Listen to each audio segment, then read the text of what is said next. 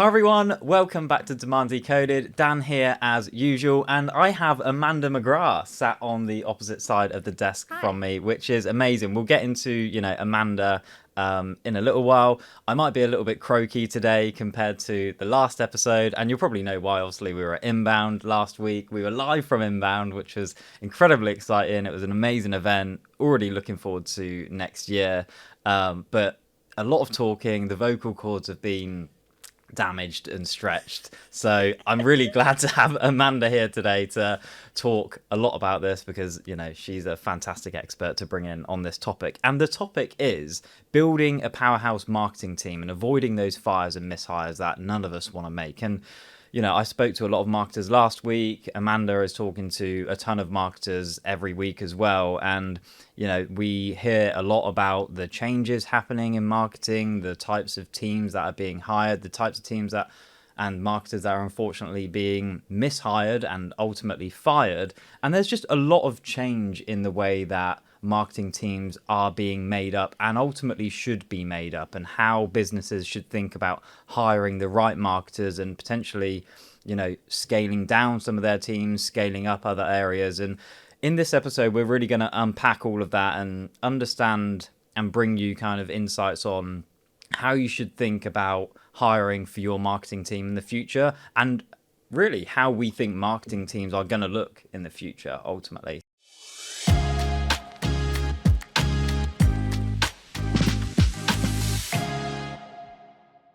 Before we get into the podcast today, here's a quick word from our sponsors, HubSpot.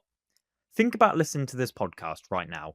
You're probably multitasking and catching 70, maybe 80% of it. Now flip that and imagine only catching 20%.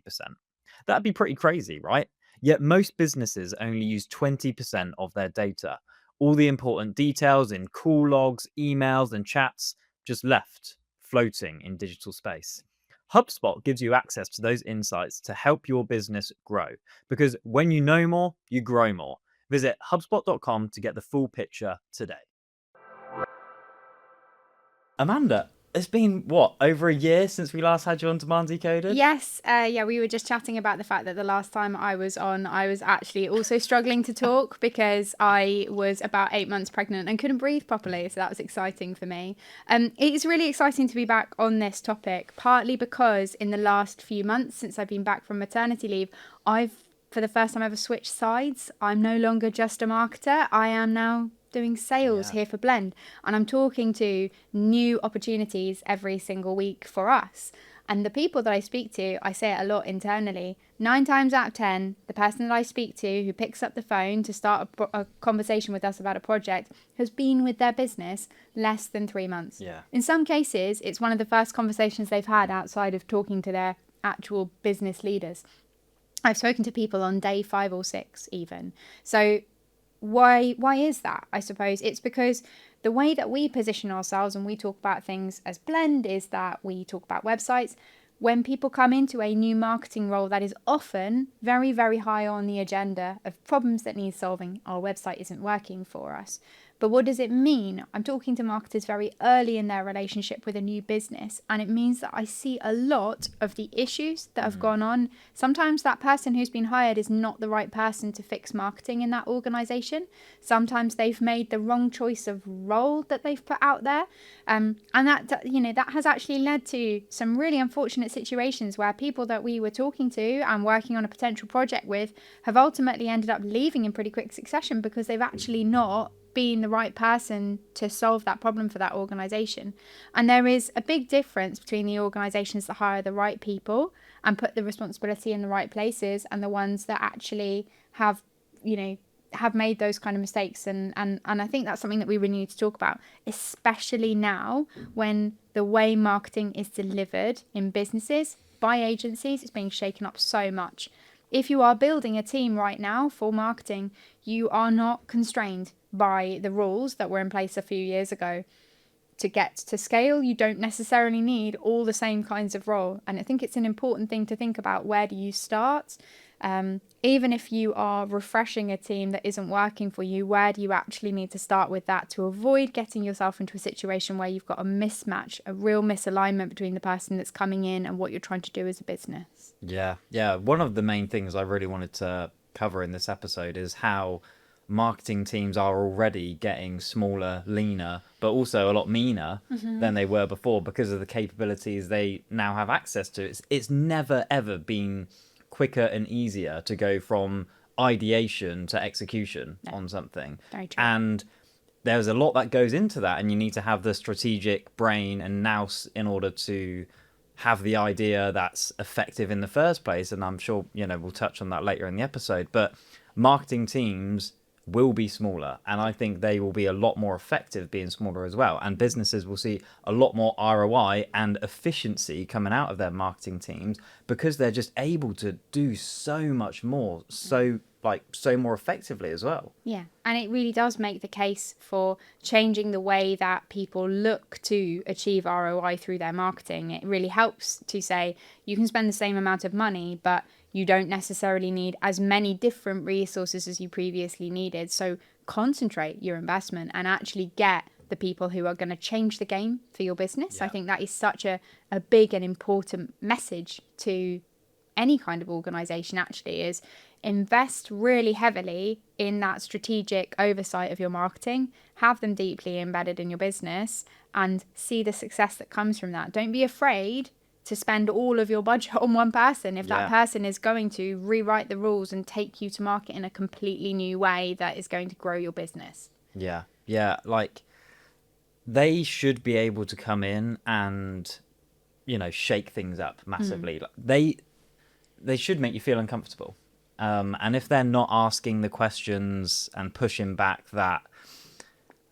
are different and that require change, then that signals probably it's not the right person. They're not doing that level of thinking required in order to really change the business's go to market. Yeah, I think that's exactly right. I think so. Those of us who have been in the industry for a while will know what a business that is underinvesting in marketing looks like. It is the business that has taken on an intern with no oversight, an intern that reports directly into sales, let's say, where they are just creating collateral. Maybe they're doing some social media. Maybe they're a friend of the owner, like their child. Like it's not a strategic investment in marketing. Ultimately, it's actually just, well, we feel like we need some resource, and then we get something that is underskilled, underdeveloped, and then we say marketing isn't effective. I've always had a bit of a gripe with this thing, right? Where people will hire the most junior team member they can possibly find and put them in charge of social media. I know we're getting a bit specific here, but that's always kind of bugged me because it really underplays the value of social media. Yeah. And actually, social has never been more effective, especially in B2B marketing. And to hire the most junior member you can find and just put them on social media because they're in Gen Z or whatever, is really underplaying the value that you can build between your brand and your buyers on those platforms. And it creates disjointed delivery. Something that I've been saying for the longest time here is, you shouldn't invest in 3 things when you can invest in one really well. And that's true if you think about your entire marketing output as one grand campaign, right? You have one campaign that's always on, and what it's doing is telling the right people about what you offer them. And that's every touch point should be on that campaign. There might be other campaigns that are going on around that. You shouldn't have too many of them. You don't want to divide your efforts. But if you think about your channels individually, you are always going to create misalignment in the way your messaging is being delivered. You are not going to be strategic in your use of those channels. We see it all the time, faux pas come up where someone has overstepped the mark in something that they've delivered on social. And sometimes it goes viral and it's really funny and everyone really likes it. But more often than not, it is not doing something as big or as detrimental as that or having such a big impact. It is small little things where what you're saying on social doesn't quite tell the people who might see it exactly what you do. It's just ever so slightly off message. It's not as coherent and as strong a story as you could be telling. And you can't really do that by having someone very junior on that area because they don't have enough experience of the business that you're in, the way that people who buy speak to each other, all of those things. It's actually a really serious business. And I think that particularly there's this self-fulfilling prophecy element about it, right? Where historically people have looked at social media and thought it's not a serious channel. We'll put it in the hands of a junior resource. It stays not a serious channel. Yeah. And then you can say that it's not a serious channel. So why would you pay for it? Yeah. Why would you invest more in it? So yeah, you're setting up and perpetuating these cycles of stuff not being as good as they could be. Yeah. We have a risk here as well that with the enablement of AI, businesses may think, oh, well, we can just empower a load of junior team members with these AI tools and get great output. The trouble is with, like, obviously, you know, we can talk about AI on every single episode, and we pretty much do now, but you still need to know what good looks like. Yes, absolutely. Your marketing roles need to be people who are truly guardians of your brand, champions of your voice, understand your customers inside and out. You don't get those people with AI. You need to start with knowledge that goes into them. You absolutely need someone who has a voice to put in, who knows what assets you've got and has the assessment to say this is what we should build this from, and then can vet the output. An editor, a champion, someone who is really deeply ingrained. And that's why, you know, if there were one takeaway from this, and we were saying to any business, who's your first marketing hire? Please stop hiring even marketing managers. Hiring marketing manager, unless you have existing marketing capabilities within your organization, is doomed to fail.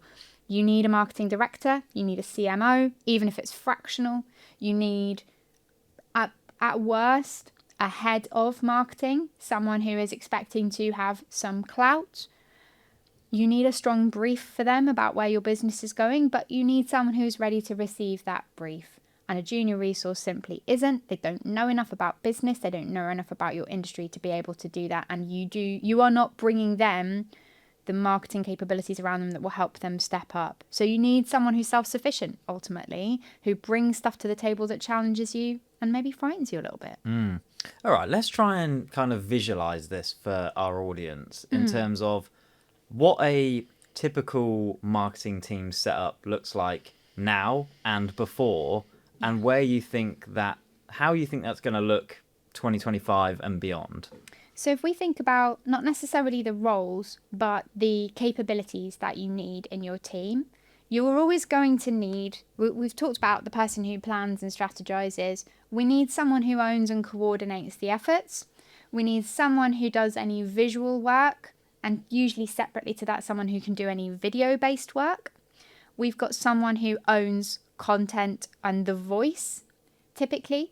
Now, you might say all of these can be one person in your organization. You've got someone who's got all of those round capabilities, but many organizations will, and then, you know, beyond that, you've got specialist areas, haven't you? You've got things like who owns your paid media spend, who owns some of your specific kinds of channel if you do any kind of partner marketing. You've got product marketers. You've got a whole range of different things that might need to be covered depending on what you do, what you offer to the market. Now, many organizations, therefore, have teams, even in mid-sized businesses, teams of 5, 10, 15 people across all of those disciplines. Many organizations have a full-time graphic designer, a full-time video editor, multiple content writers and producers, someone who coordinates all of those efforts. They have all of these people in different seats. The future may look quite different in that many businesses, I suspect, will not need full-time resource in all of those areas to generate the amount of output that they need to have impact. So the decision making can be around strategically choosing what seats do need to be full-time seats, what capabilities can be drawn together, what can be outsourced. I say this as someone who works at an agency, but I genuinely think that when you reach a point where you've got 3 or 4 disciplines that you do not need full-time in your organization, actually getting an agency in place to run those areas for you because they've got that same person working on 3 or 4 accounts will be a cost saving to you, a much more effective use of your budget, and you get the benefit that that person is being exposed to other brands and doing other work and is usually more advanced for their stage of career than you would get from someone who's only worked on one brand. So there's lots of benefits to be had there. But I think it really starts with that strategic thought. What are the things that we need to create? What are the things and channels that we need to cover in delivery? Then you start to break it down and group it. Some of it will be, yes, actually, it will make the most sense, even in a situation where we've got some full-time resource and some agency resource, or only agency resource. We will still probably need someone to coordinate the efforts internally, because we need someone in our business who will draw on our resources from the rest of the business, our sales team, our senior team, our product experts, to bring assets into marketing that can be used to drive our efforts. There are things that, if you have a real high expertise in your discipline and you need to create content, you may well find that you need a content role that is specialist within your organization, and that person might have a mixed responsibility in the future of not just doing collateral for marketing but also doing sales collateral. You probably will at some point in your development need that sort of role. There are other areas that I think any industry needs to think about more. Events are having a big impact right now, and changing and bridging that gap that's created in content by the rise of AI, where written content is less trusted, it is less directly digested. You skip that and get directly to humans. Human connection is incredibly impactful. So what do you do about events? Now, you probably won't do enough events in a year, even if you have a very busy schedule, to justify a full-time resource in that area. But you might, if you already have an events calendar that you have to work in. You know, we work with teams in the life sciences where some of them attend 30, 50 conferences a year. You probably will need events in-house at that point.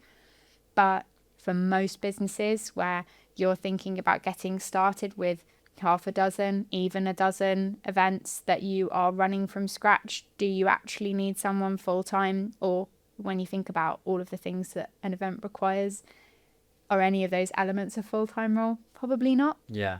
The thing is, you know, when it comes to events as well, it's so like operational, I want to say, in terms of managing events, that there's often things that you can distribute to other people in order to, you know, loosen the burden of managing those events. They're very time consuming but not very strategic thinking. You know, it's a lot of project management, getting things and again aligned. If you're saying as you build your team, if I really think about the core of any business's marketing team now, I do think the main partnership that needs to be forged is between your strategic leader, who should at the very least be a marketing director, and a coordinator who is going to make sure that things get done.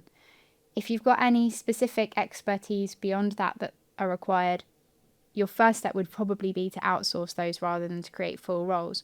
But your coordinator can soak up a lot of that kind of admin that you're talking about. So maybe you get an agency to market your event and to help you decide on the venue, to help you pull in speakers, even all of that. Your coordinator is there to make sure there is merch, to order this, that, and the other, to coordinate taxis and travel, and actually make it happen. And be part of it, because that person can be earlier stages in their career and learning and soaking up this environment. So exposed to everything. Exactly, right? And adding a huge amount of value. Yeah. Where do you stand on, because I have maybe a hot take on this, specialists within the marketing team? You mentioned like paid media before. Yeah. Even content writers to a certain certain, you know, degree. What do you think's happening with those? So we've talked for a long time about the T-shaped marketer.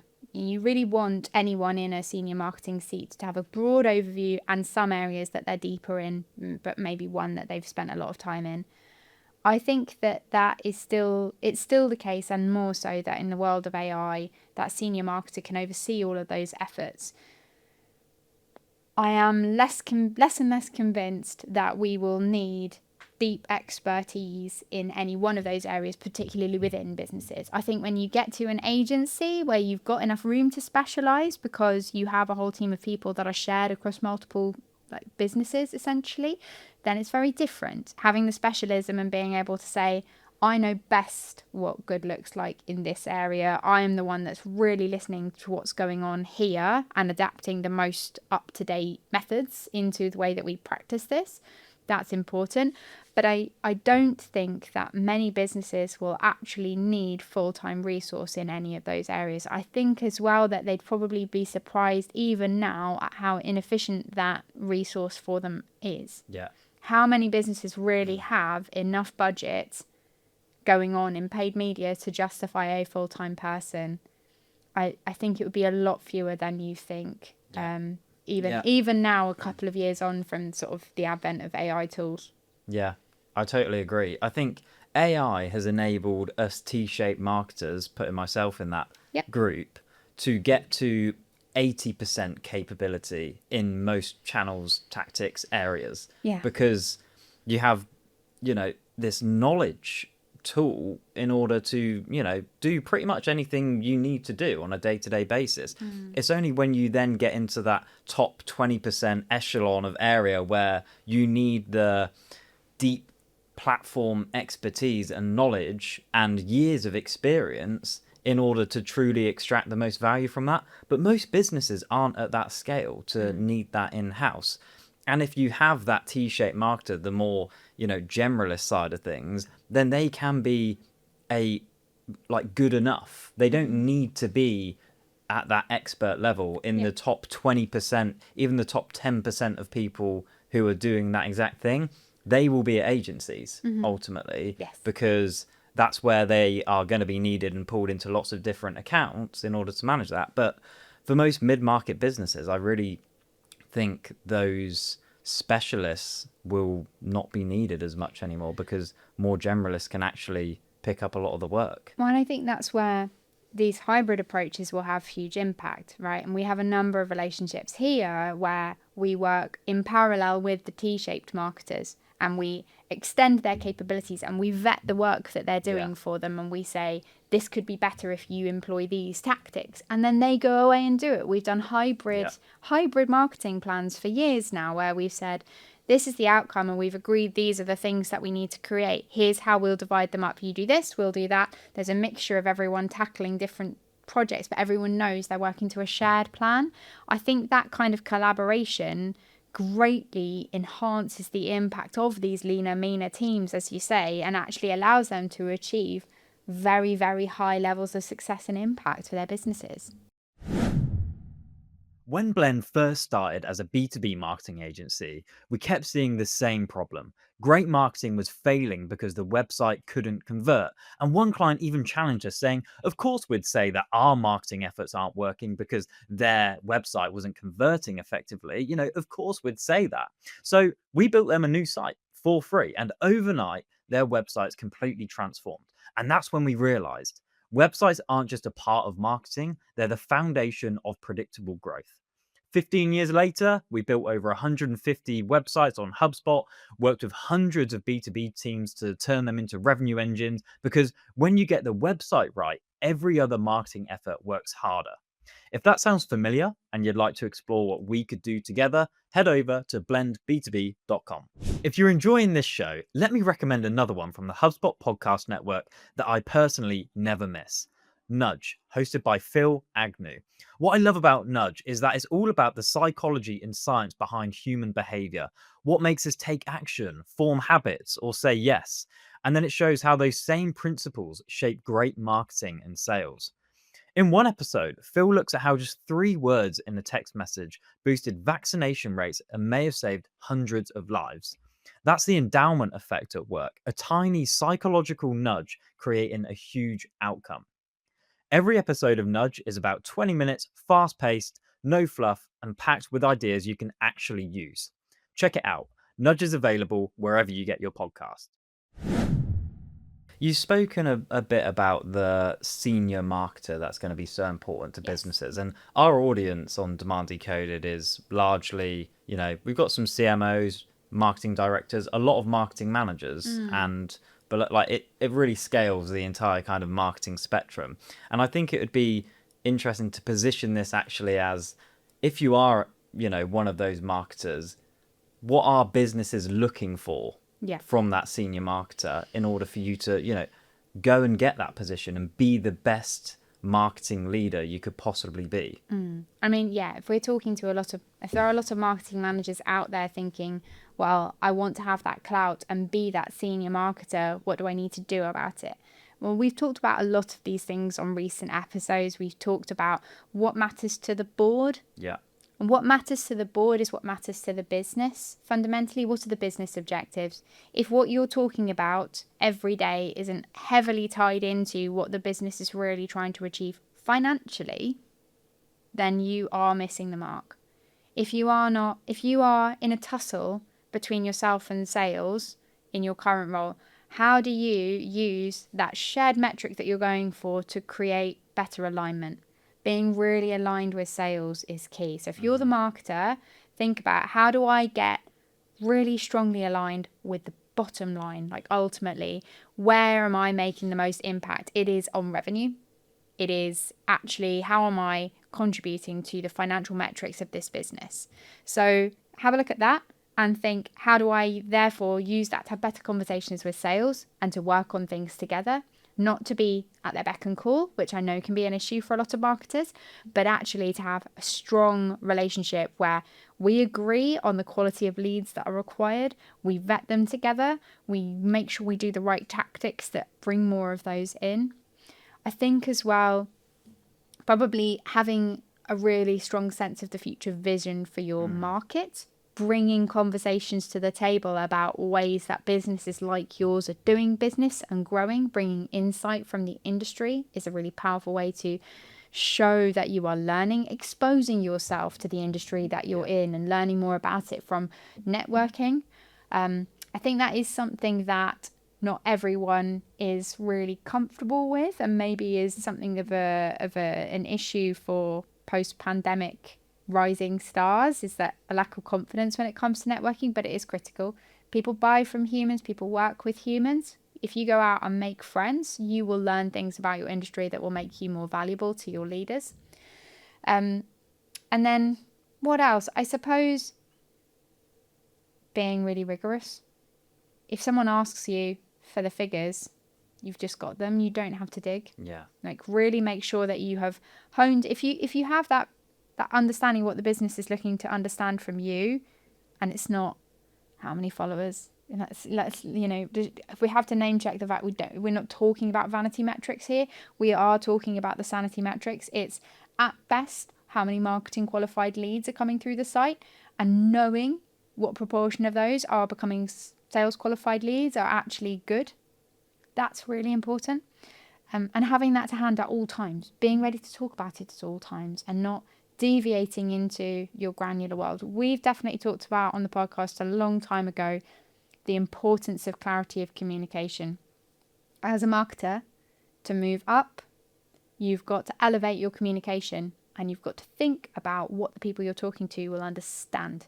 So your senior executives, your sales team members, they are not going to care about the change that you're doing in your Google Analytics. They're not going to care about how you massage the figures. They want the core. They want you to be speaking their language. You are more capable of learning their language than they are of yours. Yep. That effort's on you. So yeah, think about who you're talking to.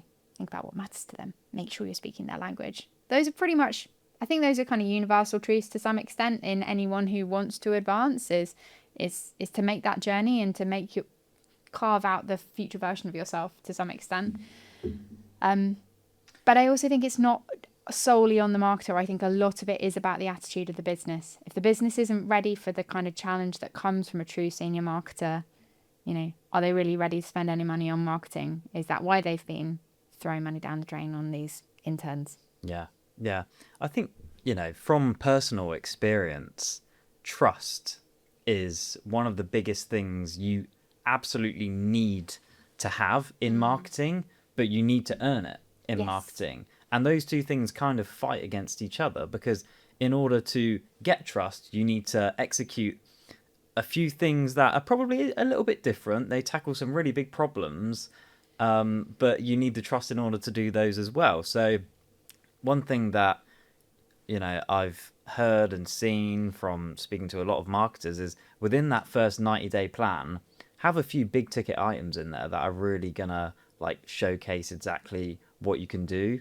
Have some immediate success within there, so you're starting to build that initial trust, and within that communication style then start to actually speak the same language. What are those successful things that you've just gone and done? It might be a big event, it might be a website project, it might be some step change in conversion rate that you've been able to change.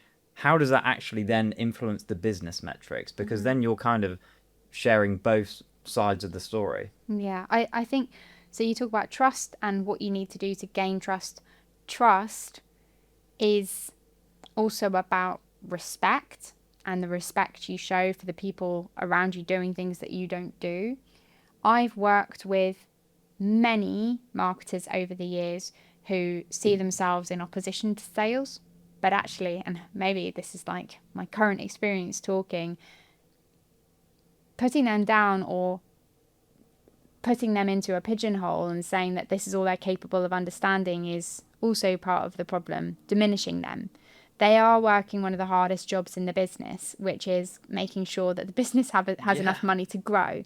So really understanding what it's like to be them, what kind of skills they have to bring to the table, and learning what their pain points are like. They are a really important stakeholder for you, not just in the sense that you have to react when they say, please do this, but if you understand where their pain is coming from and you understand what they are doing, then you are going to be better able to advise and guide and support them, not just someone clicks their fingers and you've got to get this sudden PowerPoint up for them in like 10 minutes or whatever.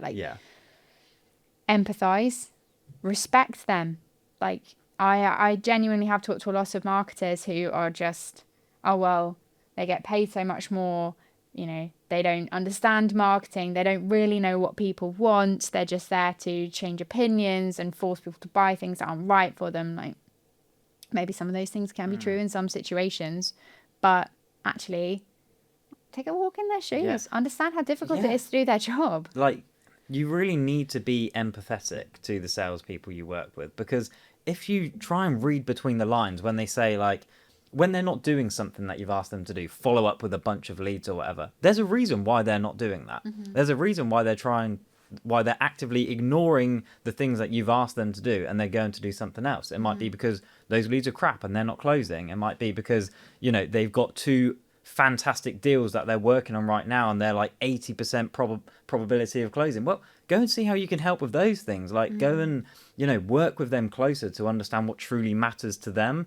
At the end of the day, like, they have a target to hit at the end of the month, and if they don't hit that, they might not get their commission in order to, you know, even pay their bills. Like, you really need to be empathetic. And I said this on an episode with Josh, how I was chatting to one of our sales leaders at a previous company about that, and he like really hit it home for me, basically, about the fact that commission is so important in that structure anyway, that there's a reason why they only do certain things and they ignore requests from marketing, because ultimately, like, they have a target and they really need to hit that.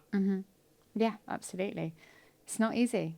But I think that's true of everyone in business. Like, being empathetic also builds rapport, and rapport is so important for marketing. We talked when we were kind of thinking about this earlier about what are the big issues that a business and the big mistakes that a business can make in the hiring, that mish-hire bit. And sometimes it is pure and simple, you've not invested enough money in getting someone of the right seniority. So when they come to you and say, I believe it's going to cost this amount to fix the problem that you've given me to solve, you go, that's crazy, because your expectations of what you need to spend in that area are wrong, and you've also hired someone who you don't give enough credit to and you don't trust enough really to make those kind of decisions. I've certainly had conversations with people this year where they've gone in and said, we need a new CRM in place, we need HubSpot in place, and the business has gone, we are not ready to spend that kind of money, you are on the wrong track. And that relationship has ultimately not worked out for the people involved, which is a terrible thing, actually. Like it's hard for you as a business. Imagine how hard it is for that person that you've hired if it doesn't work out for them. They may have left another job. Yeah. You don't make those decisions lightly. It's an awful thing to do. So go in ready for someone who you bring in to expect you to do things very differently, to expect you to spend some money on fixing the problems that you've asked them to solve. But probably do that by hiring someone whose opinion you respect. Yeah, absolutely. Not someone who you think is going to do a nice job in the colouring in department ultimately. So there's a big attitude thing there where I think it is important that businesses that are hiring are ready to take marketing seriously, even if it's your first role. So yeah, you've grown to this size through word of mouth and your network and your founders, and you've done all of this without marketing. When you start marketing, don't underinvest. Yeah. If you're thinking we've tapped out our networks now, you've got a whole new pipeline to develop from scratch. Don't underinvest. Not just in terms of the money that you put into the person, but be ready to invest in them as a human and make sure that they can build rapport with your entire organization, because you're all going to have to go on a journey to do things that you've never done before. You're going to need to be challenged. You don't really get that challenge, and you don't get it landing effectively with someone who's like off in a lab. They can't be off just doing their own thing. I don't know. If you think of a business as being like a planet, a moon doesn't really change a planet enough. You've really got to be on the surface. You've got to be part of. You can't be a satellite ultimately. Yeah. You need to be part of the fabric. You need to be in the business and really a key part of the team. So you've got to get them deeply ingrained. You've got to be ready for the challenge that they're going to bring and to invest in making the changes that they recommend. And if you're not ready to do those things, maybe don't bother for a bit longer and see how that keeps going for you. But don't go, I'm going to solve this by hiring someone for 30k. That's pretty much the worst thing you can do, because it will just burn you. You will have a terrible experience, and that person will too. Yeah, absolutely. One thing that we didn't get to earlier, but I think is important to, which is, I'd be interested to know how you feel about this, because it's definitely my thoughts, but I'm also a person that probably does overwork, is like hiring and expanding that marketing team. Because for me now, every hiring decision you make, before you make that decision, you should be thinking, can I do this with AI? Or can I do 80% of it with AI and do 20% myself, or do 20% with the rest of our team? I don't think there should be immediate need to hire that new marketing person unless you have exploited your options in terms of AI, because it's going to make you a lot more efficient and a lot more cost effective to the business in order to run that entire marketing motion. Yes, I think that's true. I think the other thing is that businesses have been cautious about engaging with fractional resources, right? And that's where, as I've been saying, if you don't need a full person, you need someone to do that last 20% that you can't do yourself, or take that 80% that you're doing and make it 120 of effectiveness, then fractional through an agency is almost certainly the way to go about it, because you will bring in people who have the capability to look at what you're doing, to get under the skin of it and really help you further it. So either, I certainly agree that anything that you're looking to implement, you should probably test the case for with existing resources, and be cautious around that. I think gone are the days when you go, well, we won't start doing PPC until we've hired a PPC specialist. Yeah. That's an extreme example, right? It's happened though. It has happened, and then it's not worked because that's a completely new resource. So you need the business case of, we believe this can be effective. We've shown it can be effective over here. We want to invest more effort into it. We think it's worth its own role, or we think it's worth an agency supporting and boosting in that area because we think we can achieve X and Y. Yeah. So more structured business cases, more consideration, and readiness to try a smaller scale version, a pilot. It's a great thing to be able to do. Now, I guess one thing I still think about is one person really going to have time to spin all of those plates, and how do you help them what happens when they have too many plates. But that is ultimately where strategy comes in. Yeah. We talk about this a lot, right? Strategy is about what you say no to. Yeah. An idea comes up and you go, yes, but we have to get rid of that. Yeah. I can't spin more than 6 plates. Yeah. Or I need to get rid of it by outsourcing it now. That's going well. So I should move it on and say, you go and do that for me. If we're testing something, I'll take that on because I'm the experimenter. The cool thing about experienced bodies handling AI is they have an ability to experiment and to show early results and to rule things out and say, this isn't for us and I've tried it and I now know it. If you get that coming from a junior resource, a more junior resource, you're always running the risk that that experiment was flawed in a way that you couldn't really analyze. But if it's someone that you really deeply trust and they say, this doesn't work for us in Y, then at least you know you've properly ruled that out and you've done your due diligence around it and you've moved on to other tactics. And there will be, and also if you've got a truly strategic mind, they'll say yes later. They'll be able to prioritize. All right. I think that was probably quite a nice closing point there, just kind of wrapping everything up. And that's probably about it on the agenda today, unless you got anything else. No, I think so. I think, it's pretty simple summary. Invest in the right people, really embed them into your business, give them the freedom to experiment and to say no. Kind of covers it, right? Teams will be smaller, but you'll have stronger people leading them. Win-win. Love that. All right, let's wrap it up there. Well, it's been amazing to have you back. It's been really good to be back. I know we've got some more episodes scheduled in over the next few weeks, so you're going to be hearing more from Amanda, which I think is, great for everyone. We've got quite a lot of, different voices on Demand Decoded now, and I think we've got just a great bunch of minds to bring different insights and experiences ultimately to our listeners, which absolutely love. And also we met a couple of Demand Decoded listeners at Inbound. That's which great. was so cool. You don't expect that, right, on a B2B podcast to have people come up and say, oh hey, I listened to Demand Decoded, which is really cool. It's pretty amazing. So anyway, yeah, love doing the podcast and great to have you back and looking forward to doing some more. It's been great to be back. Thanks so much. All right. Catch you in the next episode and see you later. This episode of Demand Decoded was brought to you by Blend.